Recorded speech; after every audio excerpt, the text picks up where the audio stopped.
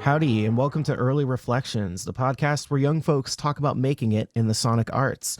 I'm your host, Adam Daniel Jones, and my guest today, all the way from sunny Los Angeles, California, is my friend Joe Begalla. Joe, how you doing? Hey, I'm good. Thanks for having me on. I'm super stoked to be here. Of course, pal. I'm glad to have you. So real quick, what are some pronouns I can use for you? Sure, yeah. My pronouns are he, him.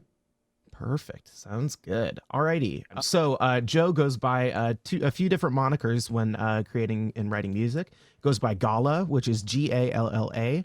And then more recently, he's been going by J Begalla. And so Galla is sort of a more abbreviated version of your last name? Correct, yeah. Yeah, excellent. Very cool. So Joe, my buddy Joe here, is a producer, keyboardist, singer, songwriter, guitarist, mixing engineer. What else would you describe yourself as that I sort of missed out on? Yeah, I DJ a little bit as well. Cool.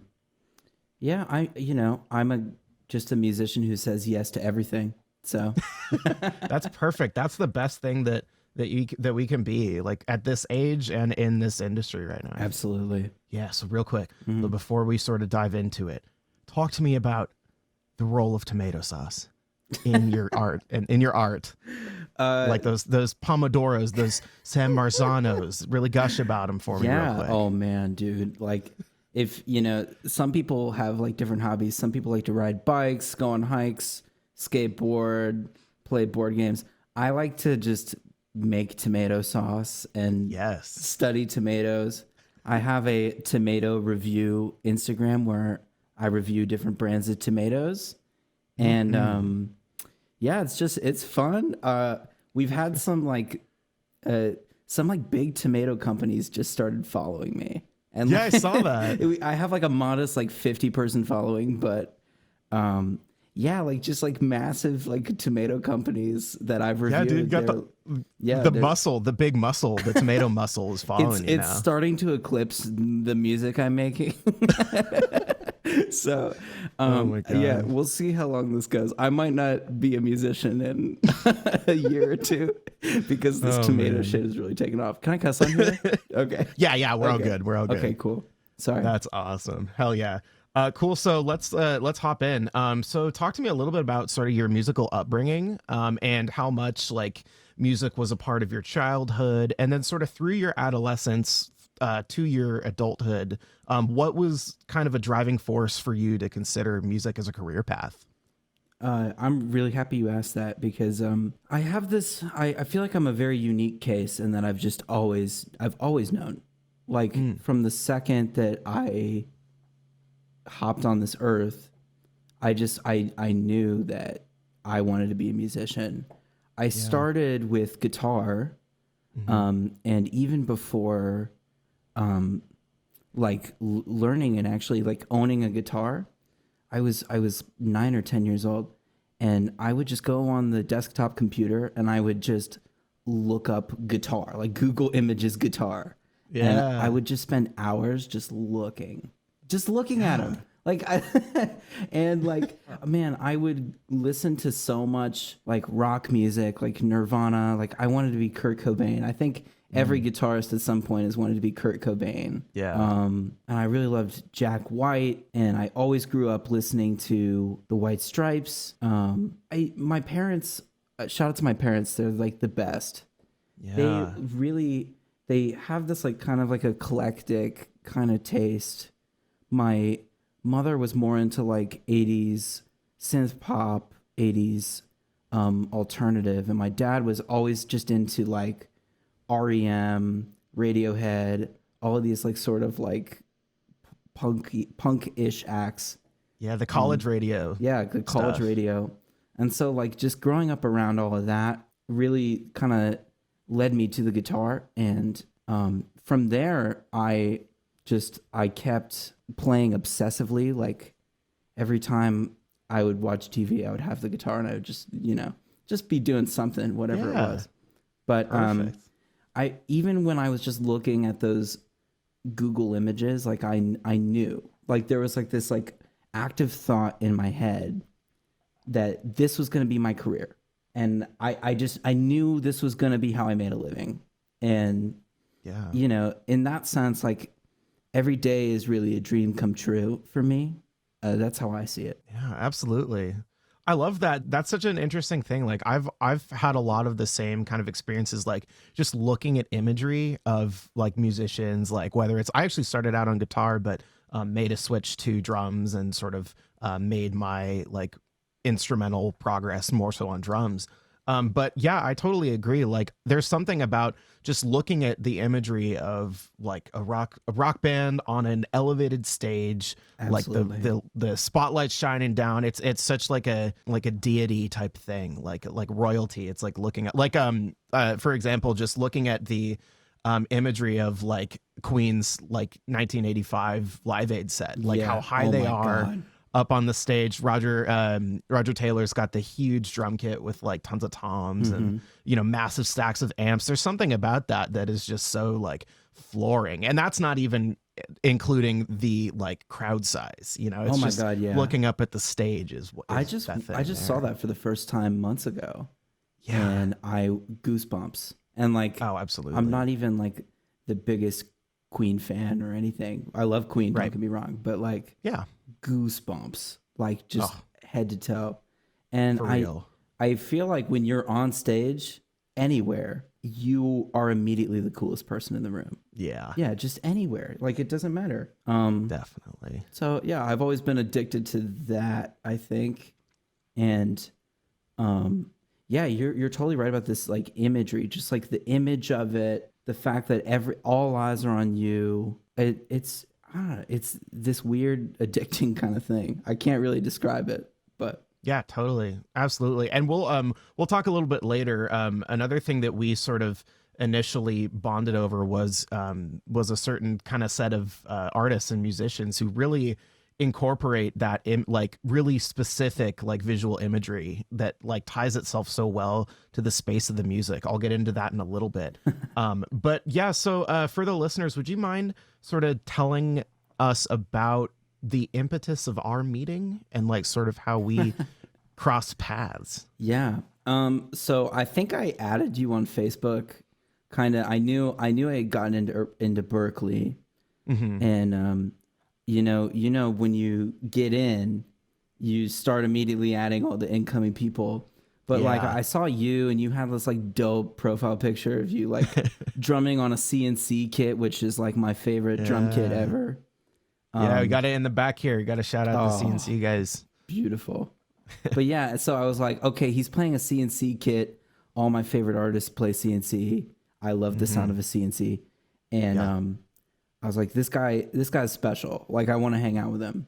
And yeah, so I added you and I didn't talk to you for 2 years. Right? That's so classic Berkeley thing. We've talked about that in the last 2 episodes. I've had 2 other friends of mine from Berkeley. And it's just so funny. Like, it's one of the places where you can like unintentionally like walk circles around somebody who you're like pretty sure you've maybe crossed paths with before. Yeah. And then it just takes like that one instant to like realize that there's so much in common, like between you and me and like between just any other like amounts of people that I've met at Berkeley. It's such a funny place for that. I think that's what made it so cool is that everybody had this common thread and you could always find something to talk about because you all had this link and this passion. To any degree, to varying degrees, right? But yeah, it was never too hard to talk to anybody. And then I think I met you formally at a party. Yeah. On a rooftop. Yeah, you're totally right. Yeah. I want to say it was at like what do they call that? I think it was the Tunnel. Was it the Tunnel? I think it was James's show. Was it James's show that night? Okay. I think it must have been. Yeah. Shout out James Vincent. Shout out James he was Vincent. The guest on the previous episode. That was a great episode. I've listened to both episodes. They're great. Oh, thank you, man. I appreciate that. Yeah, that was and that's another like element of the whole Berkeley scene that's so fun is that the house shows are so like common, but each of them that you go to is like so distinctive to like a scene, like a genre, a whatever, like an art scene. Like I've seen shows in Alston where people are like painting in the basement, like as the music's going. I've seen shows like at the Tunnel where it's parties going on a rooftop. People are playing in like a really crowded hallway.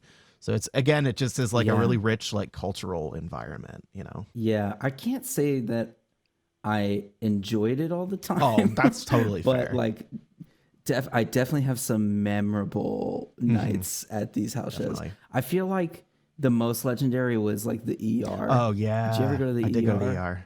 That was always Shout packed. out It was Gustav, and shout out I think Gustav. Vanessa might have lived there. I don't know Vanessa, Yeah, but shout out what up? Vanessa. Yeah, Yeah, that scene is just so weird.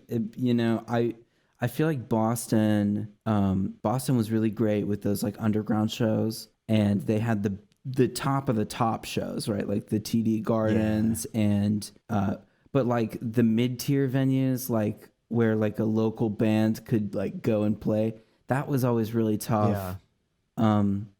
Like I didn't think Boston had enough mid-tier venues yeah, like that, like a decent stage.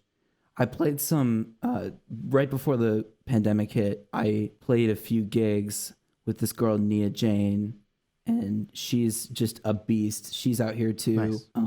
Yeah, so I was playing keys and guitar for her, and we were just playing all of these like kind of like seedy. We played this like really seedy like pub, yeah, and like the system was bad, and like, but her work is just so good that it really needed it. Man, I wish there was like a space in Boston that would let, like, I don't know, those like mid-tier acts like really shine.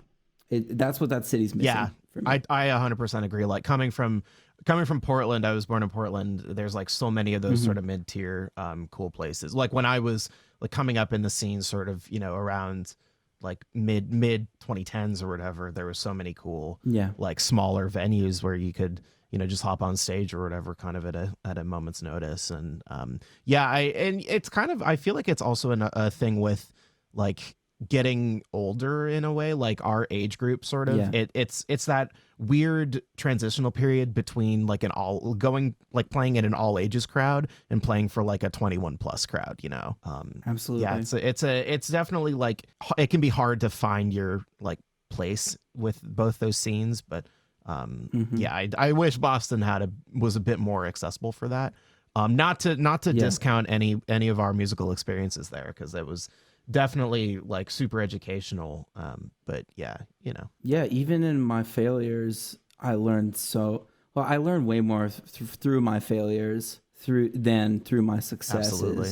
And I mean, like, that was what was cool about Berkeley, is like you could just like go down in flames. Like your song could just be hot garbage. And then everybody would give you feedback, and you come back the next week and it's fine. Yeah. If I released that hot garbage song with it and I wasn't at Berkeley, and like the stakes would have been higher. There wouldn't have been those voices pushing me to do better. Right. And I probably would have failed even more, if I hadn't been there. So for some people, some people think it wasn't worth it to go, Right. but I think for me it really was. I got to just fail everything until it was just like a really nice safe place to fail until I wasn't failing as much, and I got better. Absolutely. So. I totally agree. Cool. So I'm going to do a bit of a pivot. So who are some of the sort of artists and producers who really shape the way you like make music, you listen to music, sort of all encompassing? I think that, again, this is kind of what I was alluding to earlier. I feel like we really bonded over some of these artists who I'm pretty sure you'll mention. Oh, definitely. So I'll let you take that away. Sure. Yeah. It's so funny because like going into Berkeley, I thought I was going to be one thing and I came out totally different. Like I didn't start producing music until I was 18. I was a super late bloomer. Yeah. And I thought I was going to be like a great guitar player until I took a jazz guitar lab, and I was just so bad. I was really not bad. And even so that I thought I was going to be a performance major, and the teacher was like, I don't see that in you.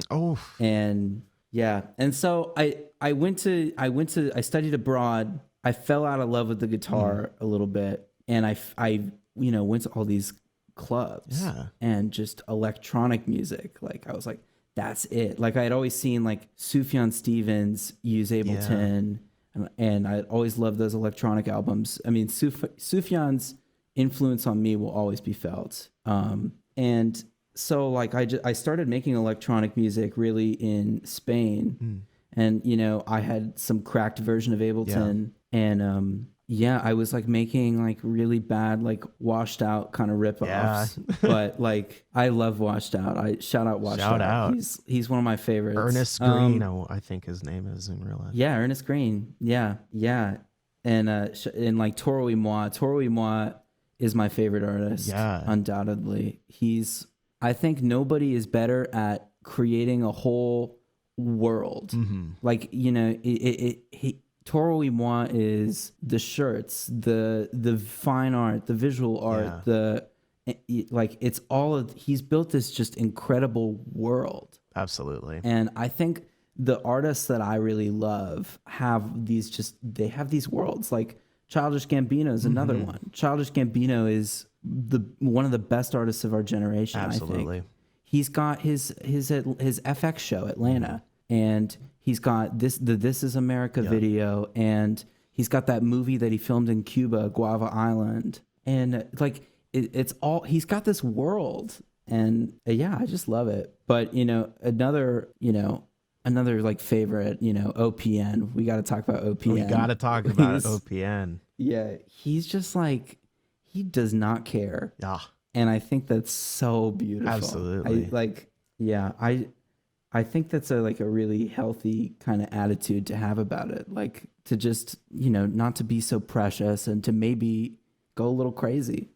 But yeah, awesome. Yeah. So for the audience, 103 Point Never, Danielle Lopatin, incredible sort of like modern avant-garde. In, you know, it's so funny. Avant-garde is one of those phrases that I feel like is so rooted in the past, but he's like kind of perfectly translated that for the modern era. Like he's done lots of like really incredible minimalist music, lots of really awesome soundtracks. Obviously his collaborations with the Safdie brothers on Good Time and Uncut Gems, just absolutely legendary.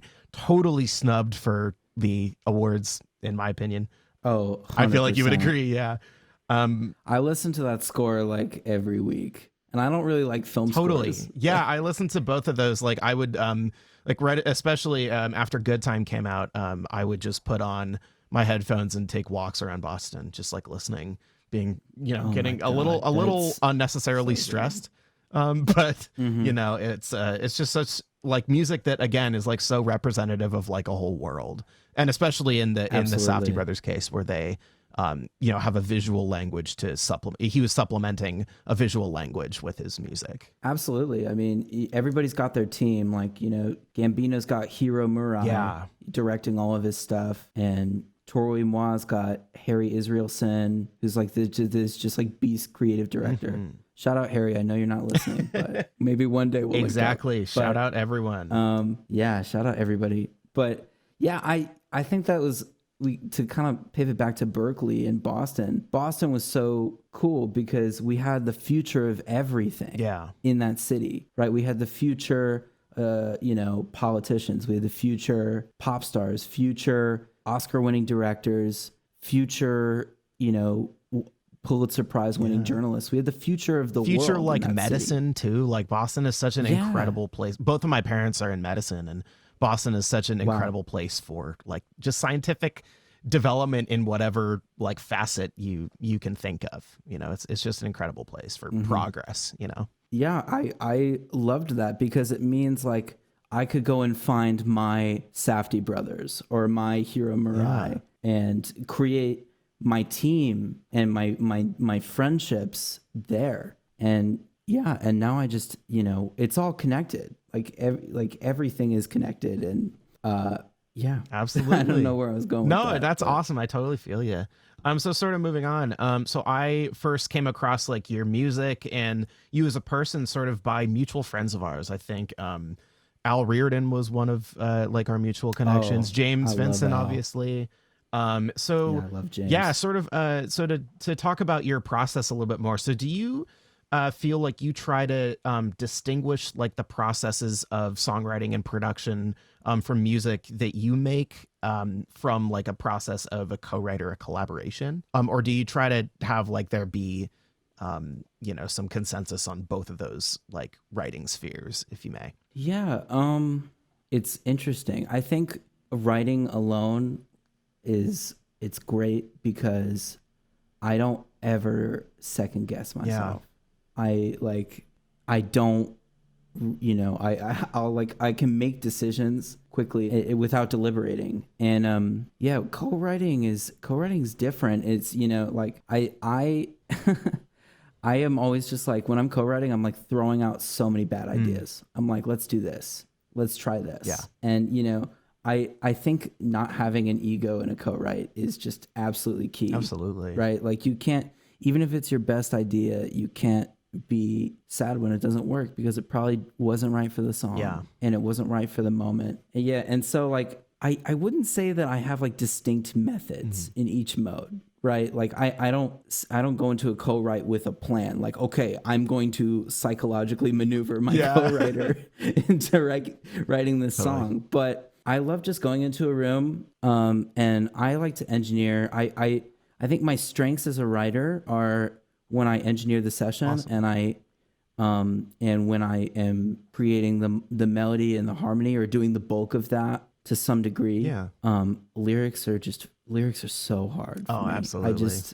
I'm and writing good lyrics, like that's my weakness, but I'm aware of that. And so when I co-write, I try to bring in other writers with different strengths than me. And I like to get everybody involved too. Like, even though like I might be engineering the session, I'm like, hey, I know you don't play keys, but go play that synth over there. Like just do something and like, plunk and thunk and like make it, make it funk. So yeah, make it funk. Yeah. So one of my favorite sessions or co-writes I ever did was with Al, actually. We wrote a song together called Listen, and she released it under her artist name, and the song was written and recorded in an hour. Wow. Just it was like the fastest co-write because we had this like sense of trust in each other. And there's just this like super like loose, like kind of freedom to it. And, I'm always I don't really like the co-writes where we're second guessing everything, second guessing the lyrics, second guessing the form. I like to just trust that first instinct. Yeah. And sometimes that first instinct is wrong. Like, I'm not opposed to going back. Like, I break my own rules all the time. Yeah, I just, there's no right way or wrong way, but I like to capture a moment. Absolutely. That's awesome. Do you sort of find that for yourself that there is a distinction between like songwriting and production, or do you kind of feel like it's all just one amalgamated process? Especially like you as a producer, like I know that we'll talk a bit more about like your collection of like hardware synths and that kind of stuff and tech oriented stuff. So do you feel like there's a delineation between those two? No, I think it's all connected. And I think I like to start from different places. Like sometimes I'll sit down, I don't have a lyric in my head, and I'll start with that lyric, or I'll have a chord progression, or a melody, or a drum pattern. Like I just want to be able to start from different places because at some point all of these roads are going to connect. Yeah. And so, I don't think there's really too much of a difference, right? It's just where we start in the process. And and I mean, I like to take a couple days. Like I'll do like the bulk of a track in probably like an afternoon. Yeah. And then I'll just be constantly revising it, maybe adding counter melodies, maybe reharming certain sections, ironing out the drum pattern, just constantly tweaking. Yeah. And absolutely. And I forgot what I was going to say. I was going to say something cool, but no problem. Yeah, totally. If it comes back to you, let me know. I'll just throw it in. Sounds good. But sort of, and that kind of ties back a little bit, if you may, to, tomato sauce. It's a constant process, it's a simmer. You gotta, spice it with whatever you want. You gotta get your oregano, your thyme, even if you're feeling a little funky, No time. All right. Okay. time musically, no time for tomatoes. Time musically, yes, not time the herb. It's always Don't put that in your tomatoes. it's always time for tomatoes, but there's never time in tomatoes. There's never time. Oh my god. But yeah, man, with kind of back to like songwriting, I try to keep it as loose and as free as I possibly can. Yeah. I've had writes where that's the case, and those are typically my favorites. And I've had writes where we've been there 4 hours and we haven't written a single verse because it just hasn't worked, and we've been second guessing. And so I like to keep it loose, but I think sometimes when I'm with another writer who is a little more that is a little more thoughtful, for lack of a better word, a little more thoughtful, I think that push and pull between the two of us can be a good thing. You know, like me being firm about a melody that I just came up with, and then them being firm about, hey man, this verse is really not working. We got to iron this out. Like the push and pull is great. And I remember what I was going to say. If your production does not reflect the lyrics and the attitude of the song, you're not doing a good job. I think it's all going to be connected. Yeah. Like if your song's like, stop, don't break my heart or something like that, the music better stop. Like, you know, like think about the lyrics. Like it's all connected. Like a lot of producers will just like make a track and then have someone top line it and then not think about it. Like be respectful of every part of the process and make sure that they're connected. Yeah. Because that's what separates a good song from a great song. Absolutely. It's like, and in some ways, you know, delineating the processes of songwriting and production can be like very counterproductive to the like overall meaning of a song. Like if you have lyrics that are, you know, stop, don't break my heart, and your song is like an upbeat club banger, you know, there's places for that, but you know, it all is like all dependent on like the intention, you know, of like what the songwriter's wanting or producers wanting, you know, all that kind of stuff. Yeah. And yeah, no matter what, your production has to reflect the song. Yeah, absolutely. Right. The song and the production can't be two separate things. You know? And I could produce the most killer track, but the song is just right. So definitely. Totally. So sort of still on. Oh no, go ahead. Oh no, continue. Okay, cool. So sort of to just continue talking about collaborating. So tell me a little bit about you and Cassie. So I know you guys both. So Cassie Plunkett also goes by Plunky, I believe. Exactly. Yeah. So talk to me sort of about your like workflow when you guys work together, and then sort of just like dynamic in general of like making music with a significant other. Yeah, first off, like Cassie's my rock. She's the best. Shout out Cassie. Shout out Cassie. She's just awesome. And collaborating with her is very difficult. Yeah, but I feel like we're so good at collaborating in life that, you know, we can be a little bad at collaborating in music.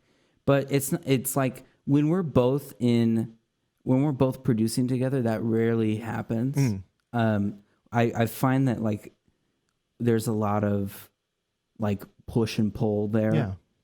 Yeah. But what's really cool is that like we really do trust each other so much that like I can be like, hey, I've got this track, can you write a song to it? And then I'll just like leave her alone. And then she's got it. Yeah. And it's incredible, and it's better than anything I could have come up with. Awesome. And I mix all her music, and you know, she's like, hey, can you mix this for me? I got it. Like, you know, and she trusts me and she's happy. Absolutely. And I feel like, did you hear that motorcycle? Yeah, that was sick. I love that.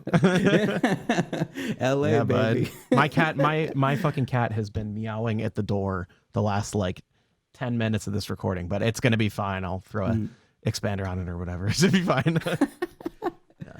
But yeah, it's like, I love collaborating with her because like I trust her more than anybody, and she just she always knocks it out of the park.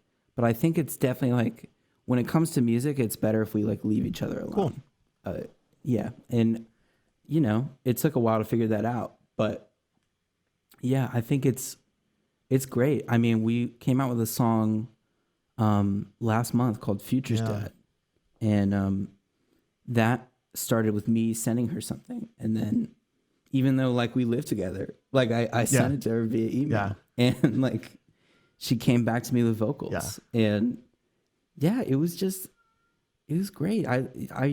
I love her. She's awesome. Awesome. That's great.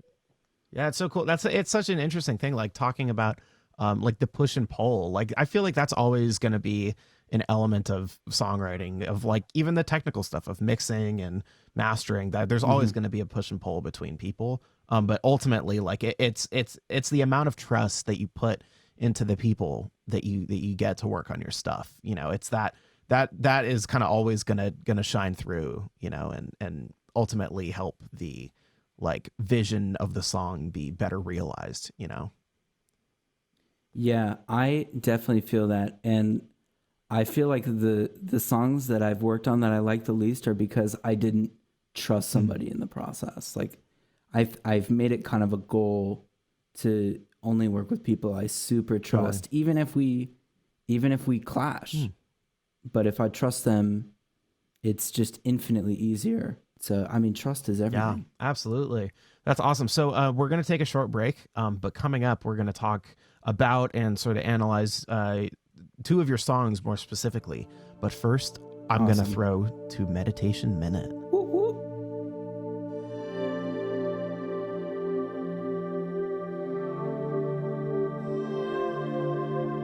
Howdy, and welcome to the third edition of Meditation Minute. So this time I have a really recent recording, actually, in the Pacific Northwest now. It's coming on mid to late November, getting really cold, pretty rainy. So we have a lot of really heavy deluges up here. And what I did is I just went outside with a pair of microphones and just captured some rain underneath the cover. I kind of like it. It reminds me of, my childhood in a way. So I recorded this one with a pair of Clippy EM172, very small mics. They're both cardioid. They're set in an ORTF pattern. I kind of tend to like that with field recordings. So yeah, just take a listen, let it wash over you, and enjoy.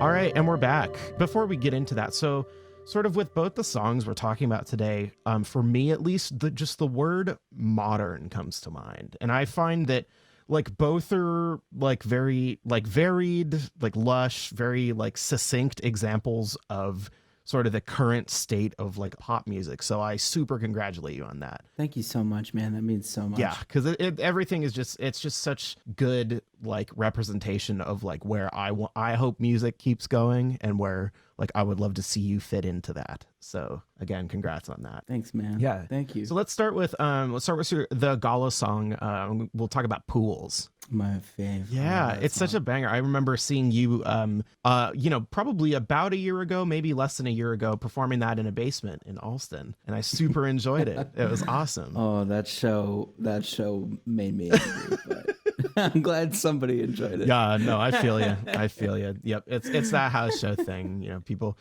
go over people playing to each other's sets, but An enemy of the show. I'm going as far as to declare them enemies of the show. man, I feel you. Yeah, but so back to Pools. So it's a really great song, and it's sort of what I get from it is just this constant feeling of like upward motion, sort of like similarly, it's you can equate that to, the really major sort of ascending chord progression. Like timbrally, there's really lots of interesting panning stuff and like filter sweeps and everything. And I kind of relate it to the song "Light Through the Veins" by John Hopkins. It's just this sort of a deep cut. Incredible. Yeah. For That's the beautiful. listeners, Coldplay sampled it for Life in Technicolor on the Viva La Vida album. So but it just gives me this sort of similar, really nice upward motion. So was that sort of an intentional production move on your part, or like if not, what were some of the emotions and like feelings you were trying to evoke with that track? Yeah, so I'm happy you're talking about that song, because that song was the first song where sonically I felt like, oh, yes. Like sonically, I was so happy with the design, the mix. I was very happy. And it was the first song that I had mastered by my friend, Alex Wright. Shout out Alex. Shout out Alex. He's my mastering engineer, and he will be probably for the rest of my life. Does incredible work. And, I think he's a fellow Seattle guy. So shout out Alex. Yeah, he's in Seattle. Yeah. Shout out Alex and Maya. I hope you're doing well. Yeah, I got to get him on the pod. That'd be awesome. Oh, dude, you should have him on the pod. He's great. Excellent.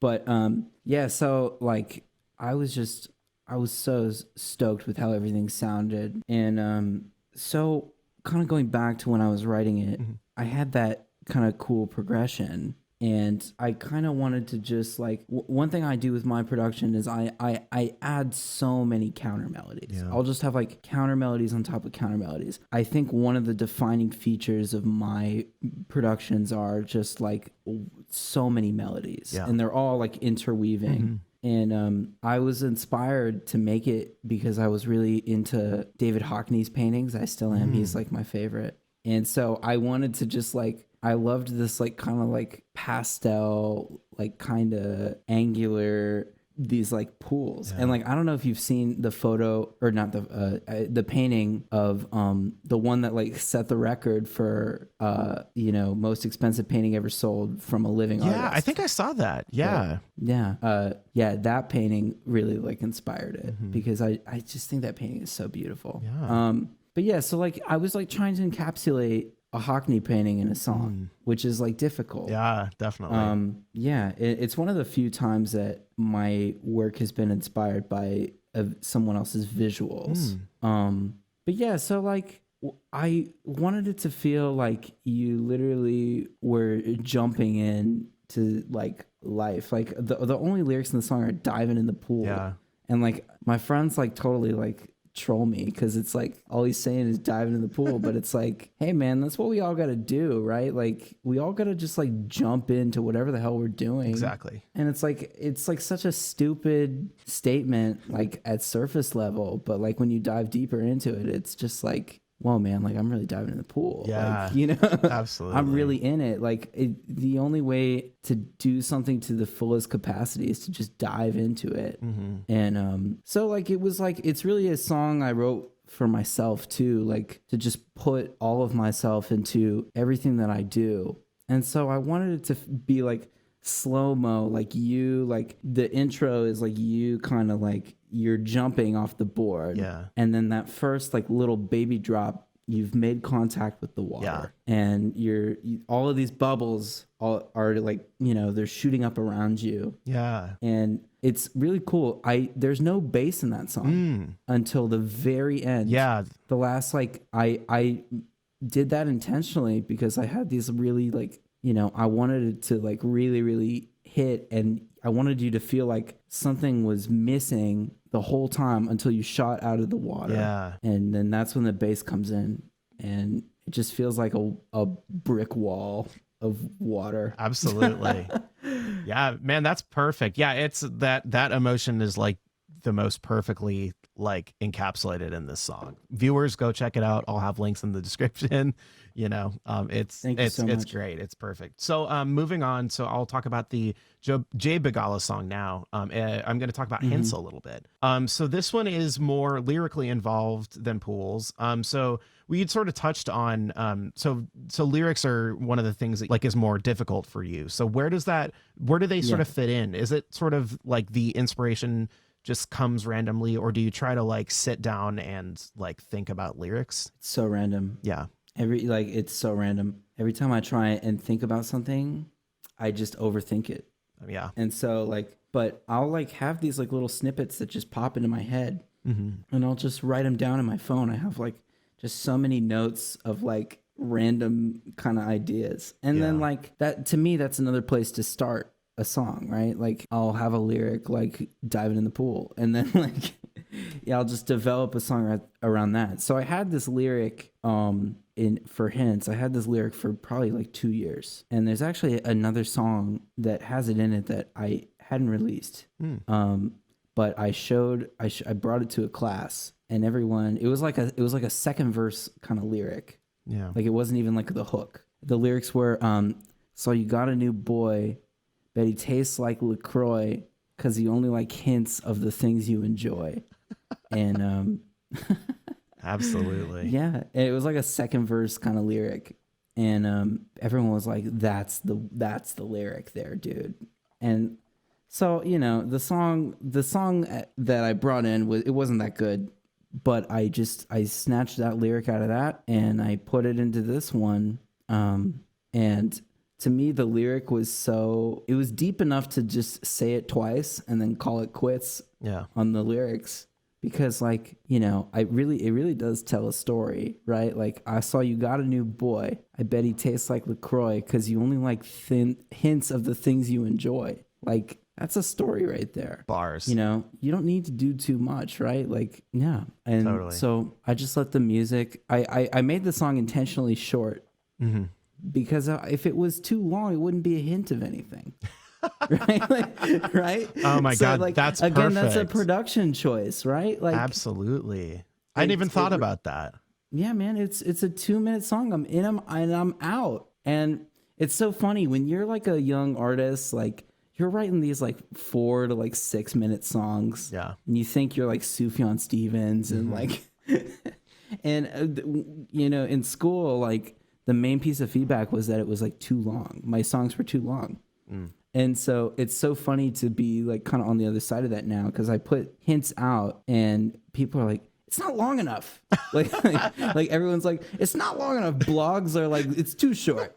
I'm like, what the hell do you want from me? Oh my like, God. That's hilarious.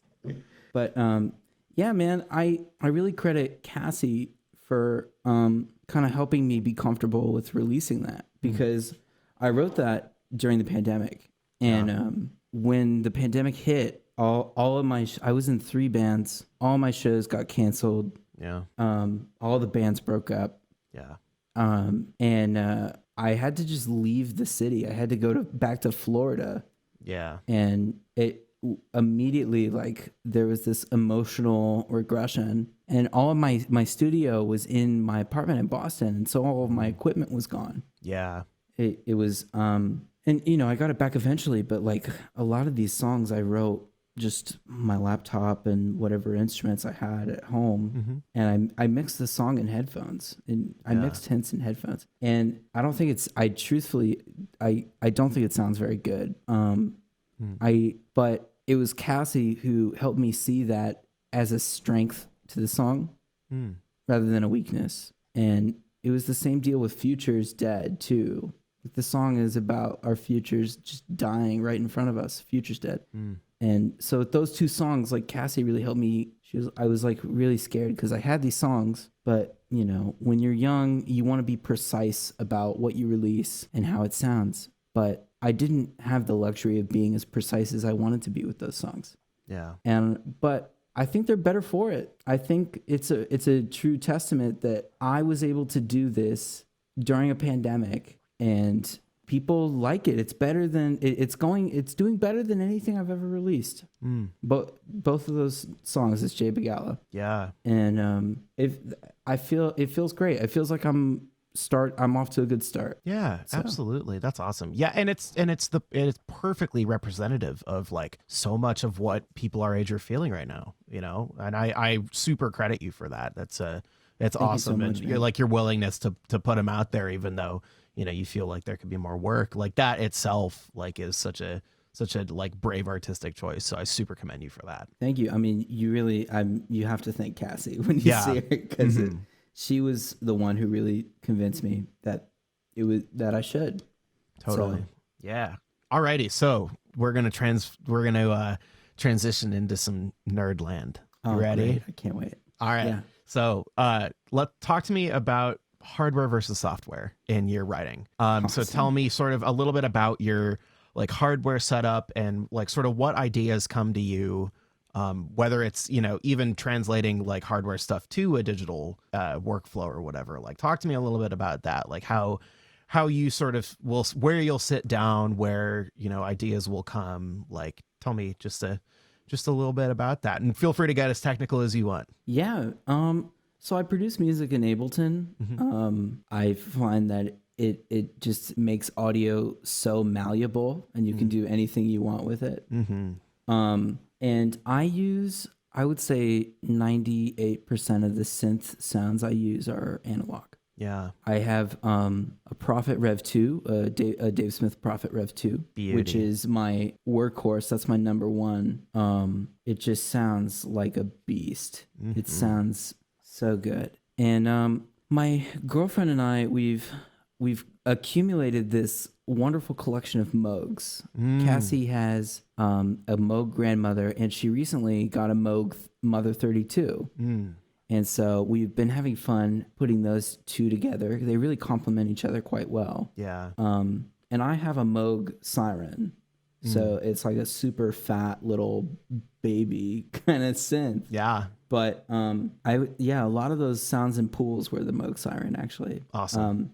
You got this like really beautiful kind of sweet high end. And I really like it. I wish I used it more. We kind of early on, my first synth was a Korg Mini Log, which I still have it. I actually loaned it to my friend Chloe. Yeah. And it's just that thing is so great. Like I wasn't using it for a little bit, but I came back to it pretty recently, and I got some great sounds out of it. It's like it's pretty underrated, I think. Oh, definitely. Yeah. Yeah, 100%. It's got everything all laid out, super simple. Yeah. It's got like this beautiful, like sweet sound. And a polyphonic synth that's that short. I believe it's or duophonic. I forget it's exactly. Poly. Yeah, but just having it in like that, because for the listeners, I moved into an apartment in September of 2019 that just so happened to be like 3 units down from Joe's place and Cassie's place. So I had the ability to come over and mess around with the synths a little bit. And yeah, I just remember the mini log because I had seen them in music stores and stuff, but there's it's such a like wide variety of stuff you can do with like such a small package. And it's the same with both the Siren and with the Mother 32. Like they're both incredible, like little powerful packages. Oh yeah, absolutely. We love them. We also have over here, we have a Roland XV5050 rack unit, which was gifted to us by our friend Ben Howell. Shout out Ben Howell, sound designer, producer extraordinaire.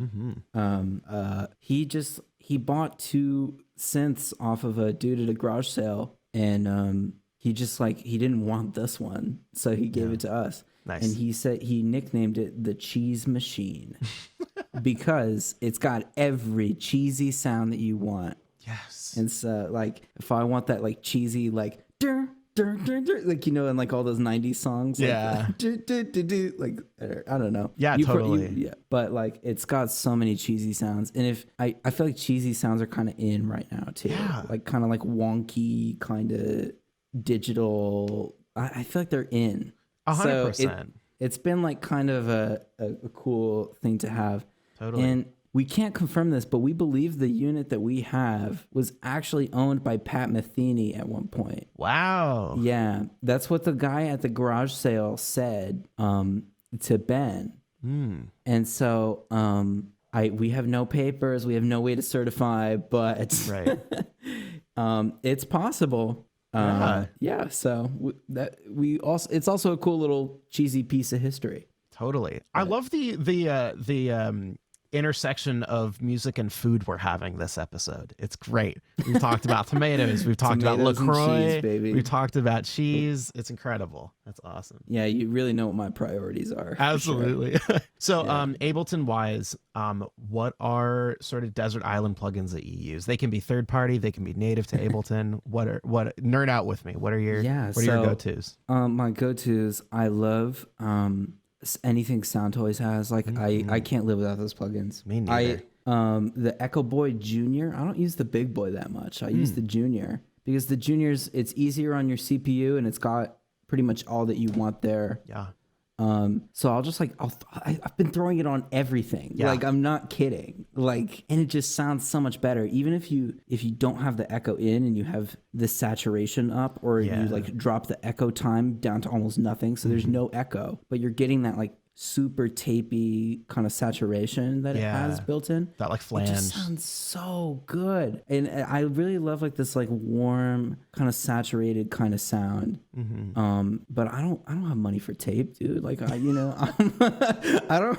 can't do that shit. I wish I had the money, but I don't have it. So like, man, RC20 all day. RC20 is great. Yeah. Echo Boy though, it's just on everything. Yep. And Decapitator too. Yeah. I don't have any like analog preamps, which I would love to get eventually for like a vocal recording situation. But when I throw the Decapitator on something and just up the drive a little bit, like it feels like I had a pre on the way in. And I like to try at every stage to kind of make something sound like I recorded it out of the box. Not to say that, I am using all MIDI and like I'm not actually recording, because I think learning how to properly engineer has really, really saved my life. Like how to get a really damn good recording. It just, when you get something so good at the source, it makes every step of the process easier. So if I get a good recording,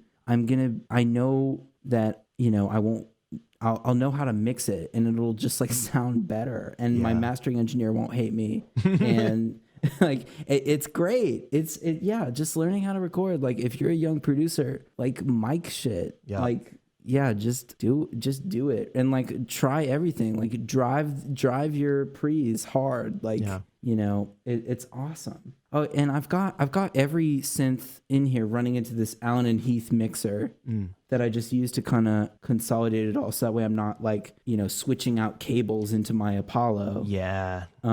It's really the glue that ties everything together, because Cassie and I have built the studio to be so that way, like, you can capture an idea almost instantly. Yeah. And not have to worry about the tech.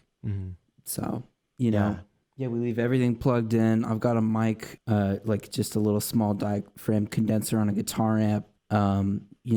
We've tried to make it easy to record here. And I think that's a favor you can really do yourself, is to make your space very, very easy to capture an idea. Absolutely. That's the perfect thing. Like flexibility and ease of operation are like the two goals to like getting like your sort of creative juices flowing quickly and well. So that's awesome. Cool. So we're kind of rounding about near the end of the podcast. So I would love to hear sort of about a little bit more personal stuff. So Yeah. What have sort of been your biggest struggles in your musical career, and like some hurdles that you feel like you've had to jump over? This can be pre-pandemic or like during the Hmm. pandemic. Sort of take with it what you will, and yeah. Yeah, I'm very happy you asked me about this. I had a serious identity crisis in my freshman year of college, Mm-hmm. and I'm from a small town in Florida called DeLand. It's a really beautiful place with some incredible people. Shout out to everybody who gave me a stage there, and Yeah. I know for a fact I was the best guitarist at my high school, potentially in that town as a whole. And I was this like really big fish in the land. I'm not going to sugarcoat it, like, or I probably am sugarcoating it, but That's no problem. I was a good guitarist Yeah. in the land. But then I went to Berkeley and I was just immediately knocked off my horse. Like, I don't know if you remember your like ratings auditions or whatever, yeah. but like it's just like they put at Berkeley they give you like a ratings audition where after you get in they rate you even further to create a even more dreadful sense of competition between you and your peers. And in order to because that wasn't already enough, they put every incoming guitarist in the same room to warm up. Oh, and and everybody was so good. Everybody was incredible. Like they played so much better than I did. And it made me lose my place. I didn't know what I was going to do. I had serious burnout like my third semester at Berkeley. I was like, I can't be around all this. Like, I don't know where I fit in. yeah.